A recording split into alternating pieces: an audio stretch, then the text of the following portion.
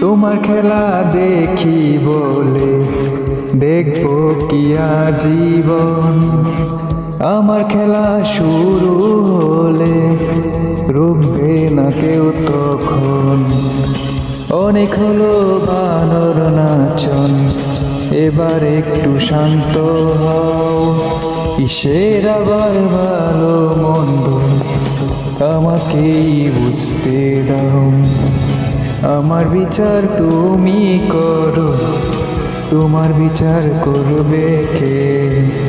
কবে তোমার দখল থেকে মুক্তি আমায় দেবে?